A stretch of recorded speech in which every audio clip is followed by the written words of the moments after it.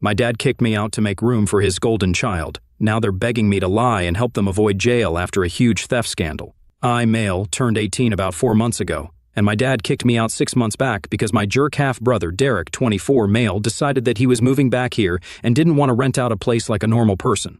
So he wanted to live with my dad. For context, Derek is my dad's son from his first relationship, but Derek's mother and my dad broke up soon after he was born, so they didn't really have much of a relationship afterward.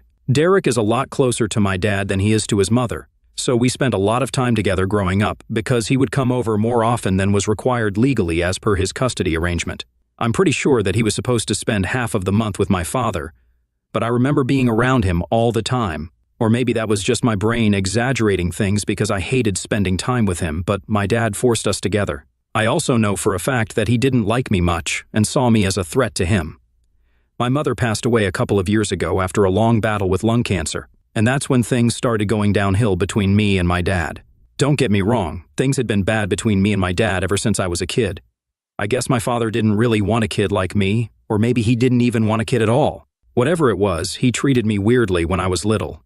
And it almost always felt like he didn't want me around most of the time. He would always be mad at me, yell at me for the smallest things, never show me any affection, and even when I tried to win him over, it would be met with nothing but coldness. But with Derek, he was a different person altogether.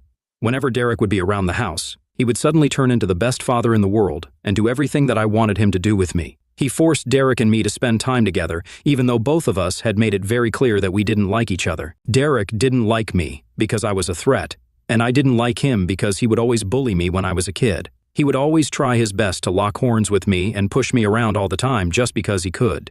He knew that he would get away with it too because my father would never say a word against him. Whenever I would complain to my dad about Derek being rough with me, he would tell me to suck it up and deal with it because that's apparently how boys were supposed to play, and he didn't want me to grow up and be a pansy. And I thought that's what my father wanted from me, so eventually I learned to suck it up and just let it happen.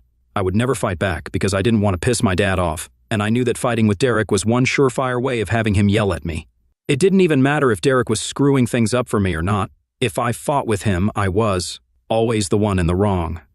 My dad never cared about the story. Whatever happened, I was the bad guy. It was pretty obvious that he had a favorite, and it wasn't me.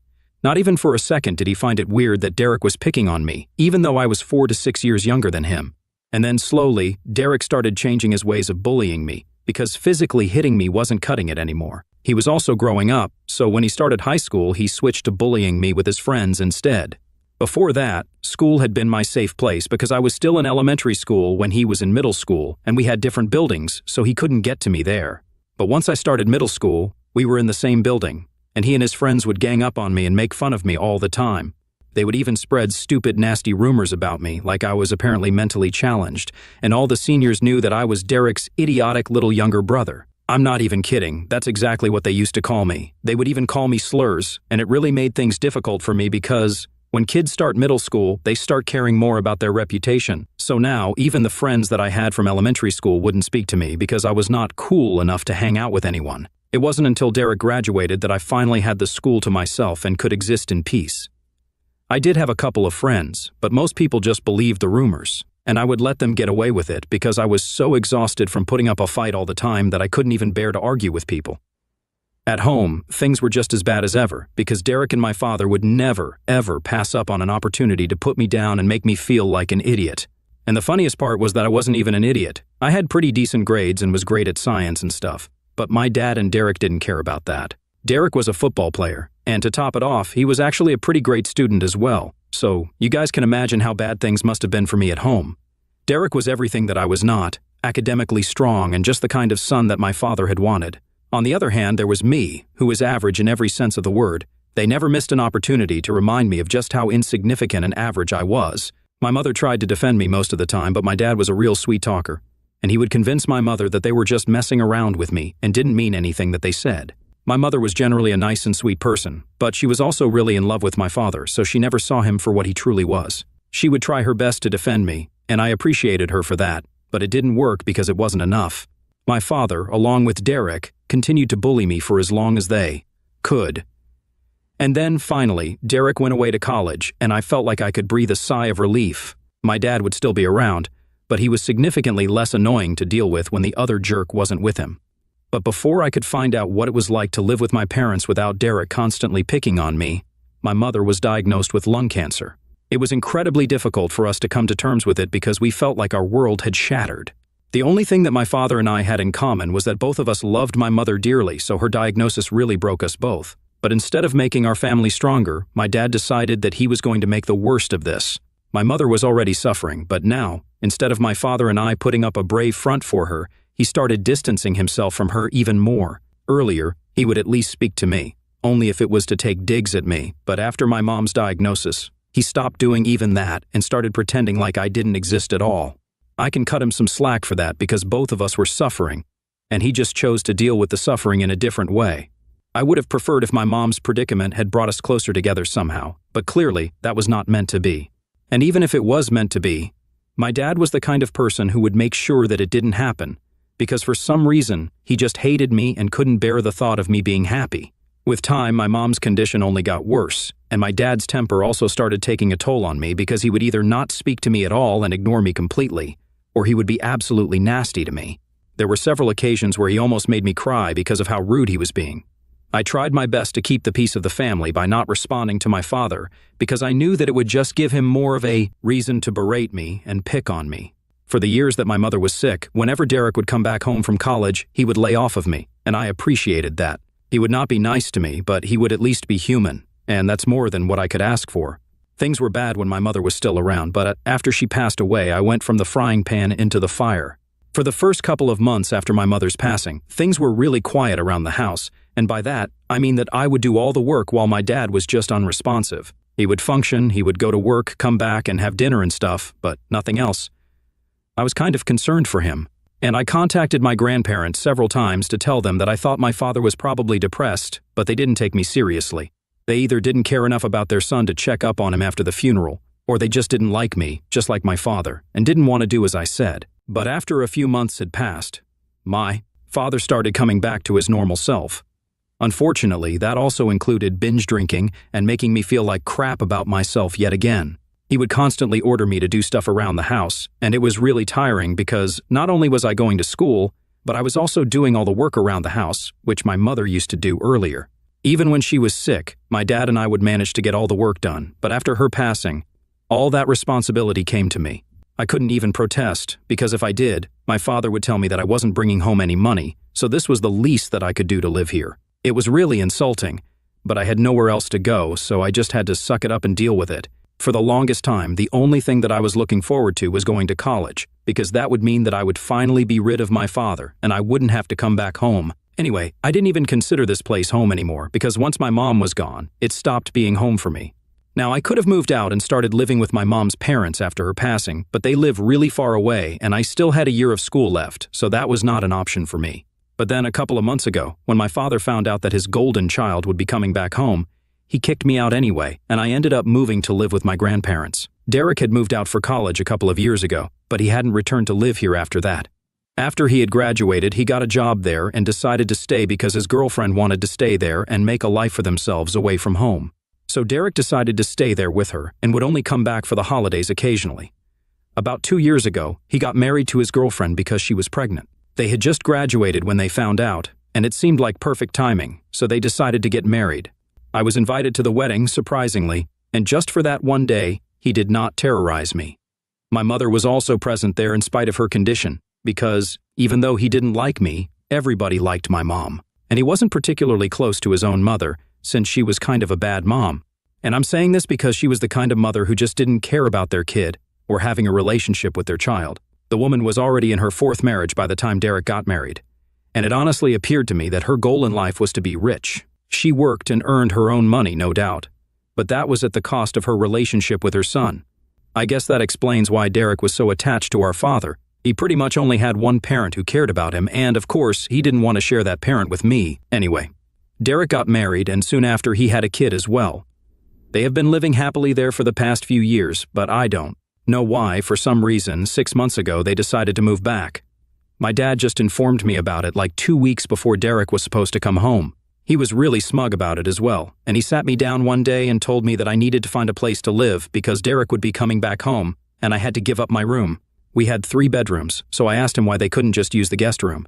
He told me that Derek and his wife were going to live in the guest room and they were going to use my room as the nursery. It was apparently imperative that I leave the house because I was already old enough, since I was going to be an adult in just a few months.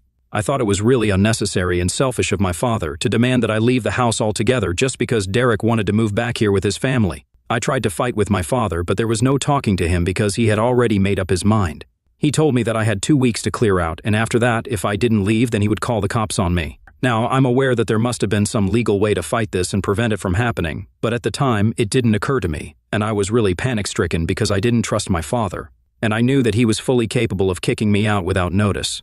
So I started rushing to find a place for myself, but eventually, I settled on moving in with my grandparents. I had avoided doing that so far because they lived so far away, and I still had to go to school, but at the time, I just didn't have any other options. There were just a couple of weeks of high school left at that point anyway, so I was willing to take that risk. Within days, I had moved out because I didn't want to be there when Derek came back home with his wife and child.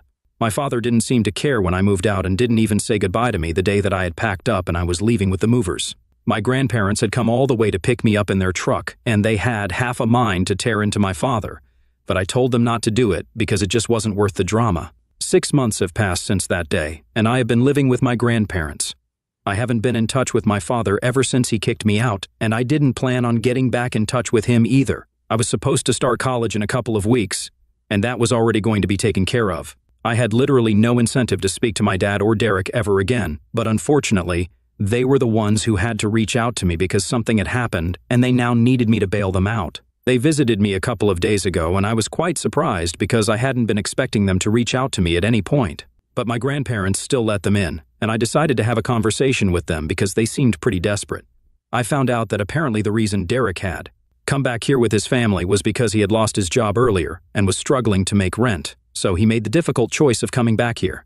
His wife was all right with it because she wanted to be a stay-at-home mom and didn't want to work until their kid was a little older, so this was their best bet. When they came back, they expected to find work easily, but that was not the case because literally none of the companies around were hiring right now, and people with Derek's skill set were extremely common. So it wasn't as if he was a standout candidate either. But somehow my father managed to get him a job in the company that he works in. Neither of them were happy about it because it paid a little less than what Derek used to make before. But that was all they had, so they had to make the best of their situation. But as it turns out, Derek had been stealing from the company for a couple of months now, and it had finally come to light a few weeks ago. Now my father and Derek are both in trouble because their employers think that they are in cahoots and are threatening to file a lawsuit against them if they don't return the money soon enough. The only reason they haven't been sued yet is because it's a family business, and the CEO of the company used to be a great friend of my mom's. It's only out of respect for her that he hasn't filed a lawsuit against them yet for embezzlement, but he's not going to hold out for much longer. My father and Derek wanted me to help them out. They wanted me to claim that they needed the money for my college fund, which is why they had been stealing, and that it was not for their own personal gain. My father believed that this would make the CEO take it easy on us and buy them some time to return the money. They would still get fired, but at least they wouldn't end up going to prison because of this. They were counting on me to help them out and paint the perfect picture of being a poor little victim. I couldn't believe that they had the audacity to ask something like this of me after the way they had treated me my entire life. I said no almost instantly without even considering it because it was a crazy idea, and I was pretty sure that it was not going to work. Their plan was simply ridiculous, and I didn't want to be a part of it. When I told them that I didn't want to be a part of their plan, they started getting really agitated and told me that I had to help them out because there was a very real chance that they might end up going to jail, and I couldn't let some petty grudge from years ago ruin their lives. So I told them that it wasn't a petty grudge, and it certainly wasn't from years ago. My father had only recently kicked me out. It hadn't even been a year since then, so I would say that it was pretty recent. But that wasn't even the main reason that I didn't want to help them.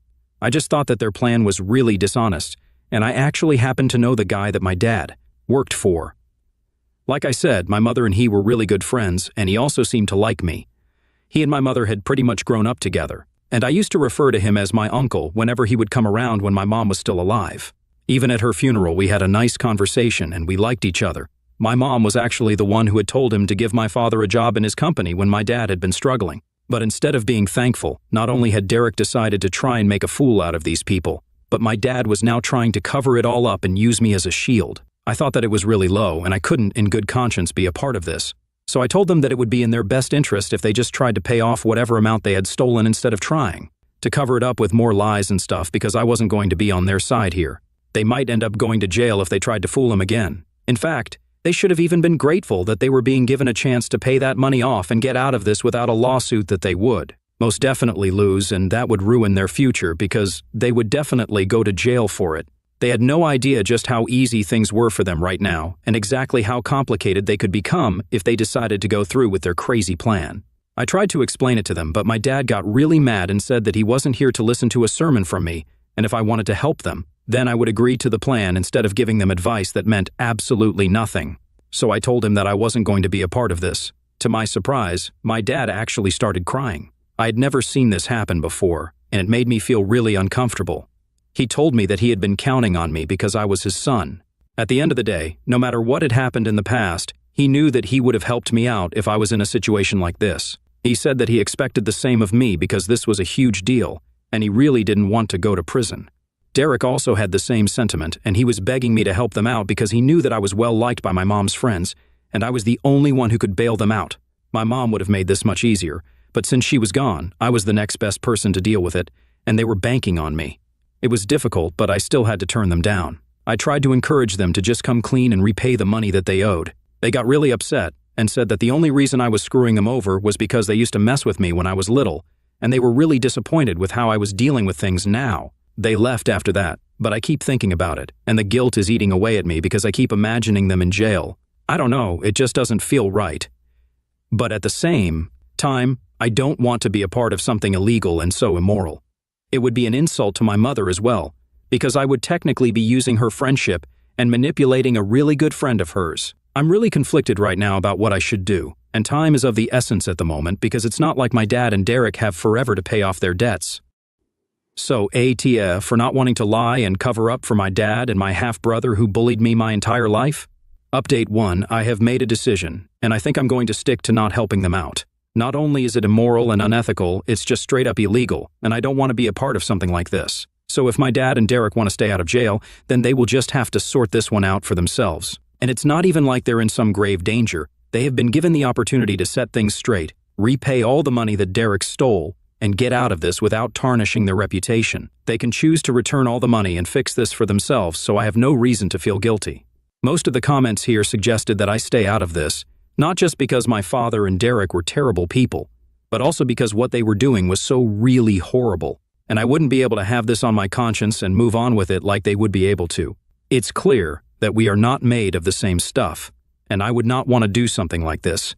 So that's why I've chosen to stay out of it, and if they contact me after this, I will block them. For the record, they're already blocked everywhere, but I'm sure that they might use some different numbers or social media accounts to get to me. My grandparents also think that I'm doing the right thing by staying out of this because this is a mess that they made, so now they have to clean it up. It doesn't make sense to expect anything of me after the way they treated me for so long.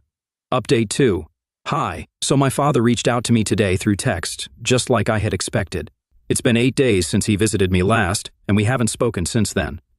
As I had said, he used a different number that I wouldn't recognize to call me, and I absent-mindedly answered the call as well. The second that I picked up the call, I hung up when I heard my father's voice on the other end, but I was a little too slow in blocking him, so he was able to text me, and I received the text as well. He messaged me saying that he knew that I didn't want to discuss this any further, but he and Derek were in huge trouble and really needed me to help them out because their employer was breathing down their necks and threatening them every single day to return the money, or else he would file a lawsuit against them. It made me feel very guilty, but I texted him back and told him that I wouldn't be helping him, and he really should start looking for other ways to return the money instead of running away from the problem. Then I blocked him, and I hope that he understands where I'm coming from. And even if he doesn't understand it, I just hope that he does the right thing. I would hate to have a father in prison. Update 3. Hey, so I haven't heard back from my father yet, but my grandparents told me that they had gotten in touch with my mom's friend, the CEO, to ask him what he was planning to do. We hadn't contacted him because he's a busy man and we didn't want to try too hard, but we needed to know what was going on, and speaking to my father or Derek was not an option anymore. So my grandpa spoke to him, and he told us that he was still planning on filing a lawsuit if he didn't receive the money back in a couple of months. He told us that he was willing to let it all pass because of his friendship with my mother, but he couldn't forgive the debt. Honestly, I respected that. He was being way more lenient than most people would have been in a situation like this. He even apologized to me and told me that he was sorry that this was happening to me. But I told him that it was no big deal since I don't even live with my father anymore, and he kind of deserves this. So, we don't know what's going to happen, But I think my dad is clever enough to know that he should really pay the amount back somehow so he doesn't end up in jail. It's going to take a while, but I'm sure that they'll do it, and I have nothing to worry about.